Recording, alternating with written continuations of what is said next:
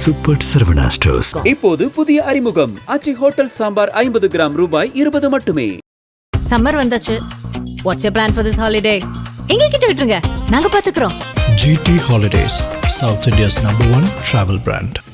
கோவை மாவட்டம் புதூர் பகுதியில் தமிழ்நாடு சிறப்பு காவல் படையின் 4வது பட்டாலியன் செயல்பட்டு வருகிறது. இங்கு புதிதாக தேர்வு செய்யப்பட்ட 2ஆம் நிலை காவலர்களுக்கு பயிற்சி அளிக்கப்படுகிறது. இந்த பயிற்சி மையத்தின் கட்டளை அதிகாரியாக காவல் கண்காணிப்பாளர் செந்தில்குமார் பணியாற்றி வந்தார். சமீப காலமாக பயிற்சியில் உள்ள பெண் காவலர்களுக்கு செந்தில்குமார் தொல்லை கொடுத்து வந்ததாக பல்வேறு புகார்கள் எழுந்தன. குறிப்பாக அலுவலக அறையில் பயிற்சி நேரத்தில் தகாத முறையில் நடந்து கொண்டதாகவும் அநாகரிகமாக பேசியதாகவும் குற்றச்சாட்டுகள் இருந்தன. இதனால் பாதிக்கப்பட்ட ஒரு பெண் காவலர் பெண்களுக்கு எதிரான குற்றங்களை விசாரிக்கும் உயர் அதிகாரிகள் அல்லது சிறப்பு விசாரணை குழுவிடம் புகார் அளித்தார். புகாரின் அடிப்படையில் தமிழக காவல்துறை உயர் அதிகாரிகள் உடனடியாக விசாரணையை மேற்கொண்டனர். விசாரணை குழுவின் பரிந்துரையின் பேரில் ஒழுங்கு நடவடிக்கைக்காகவும் துறை ரீதியான விசாரணை நிலுவையில் இருப்பதால் தமிழக அரசு செந்தில்குமாரை பணியிடை நீக்கம் செய்து உத்தரவிட்டது. இதன் பிறகு நடத்தப்பட்ட விரிவான துறை விசாரணையில் பாலியல் தொல்லை குற்றச்சாட்டுகள் உறுதி செய்யப்பட்டன.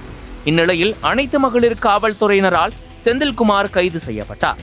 அவர் மீது இந்திய தண்டனை சட்டத்தின் பல்வேறு பிரிவுகளின் கீழ் வழக்கு பதிவு செய்யப்பட்டுள்ளது. கைது செய்யப்பட்ட பின்னர் அவர் நீதிமன்றத்தில் ஆஜர்படுத்தப்பட்டு சிறையில் அடைக்கப்பட்டார். தற்போது மகளிர் காவல்துறையினர் அவரிடம் தீவிர விசாரணை நடத்தி வருகின்றனர். இச்சம்பவம் காவல்துறைக்குள் பெண் அதிகாரிகள், காவலர்களின் பாதுகாப்பு உள்ளிட்டவற்றை கேள்விக்குறியாக்கியுள்ளது.